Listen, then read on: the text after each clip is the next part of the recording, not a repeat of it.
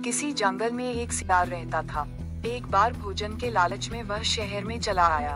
शहर के कुत्ते उसके पीछे पड़ गए। डर के कारण सियार एक धोबी के घर में घुस गया। धोबी के आंगन में एक नांद था। सियार उसी में कूद गया। इससे वह पूरी तरह नीले रंग में रंग गया। कुत्तों ने जब उसका नीला शरीर देखा तो उसे कोई विचित्र और भयानक जंतु समझकर भाग खड़े हुए। सियार मौका पाकर निकला और सीधे जंगल में चला गया। नीले रंग वाले विचित्र पशु को देखकर शेर और बाघ तक उससे भयभीत हो गए। वे इधर उधर भागने लगे।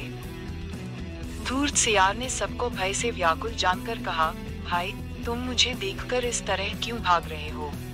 मुझे तो विधाता ने आज स्वयं अपने हाथों से बनाया है। जानवरों का कोई राजा नहीं था, इसलिए ब्रह्मा ने मेरी रचना करके कहा, मैं तुम्हें सभी जानवरों का राजा बनाता हूँ।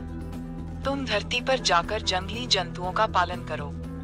मैं ब्रह्मा के आदेश से ही आया हूँ। नीला जानवर उन सब का स्वामी है। यह बात सुनकर सिंह, बाघ आदि सभी जंतु उसके समीप आकर बैठ गए। वे उसे प्रसन्न करने के लिए उसकी चापलूसी करने लगे। धूर्त सियार ने सिंह को अपना महामंत्री नियुक्त किया। इसी प्रकार बाघ को सेनानायक बनाया, चीते को पान लगाने का काम सौंपा, भेड़िए को द्वारपाल बना दिया। उसने सभी जीव जंतुओं को कोई न कोई जिम्मेदारी सौंपी, लेकिन अपनी जाति के सियारों से बात तक न की। उन्हें धक्के देकर बाहर निकलवा दिया। सिंह आदि जंतु जंगल में शिकार करके लाते और उसके सामने रख देते थे। सियार स्वामी की तरह मांस को सभी जीवों में बांट देता था। इस प्रकार उसका राजकाज आराम से चलता रहा। एक दिन वह अपनी राजसभा में बैठा था। उसे दूर से सियारों के चिल्लाने की आवाज सुनाई पड़ी।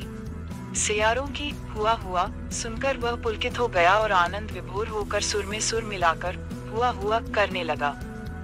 उसके चिल्लाने से सिंह आदि जानवरों को पता चल गया कि यह तो मामूली सियार है।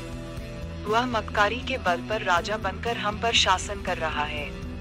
वे लज्जा और क्रोध से भर गए और उन्होंने एक ही प्रहार से सियार को मार डाला। इसीलिए कहा गया है कि आत्मीय जनों को कभी नहीं छोड़ना चाहिए।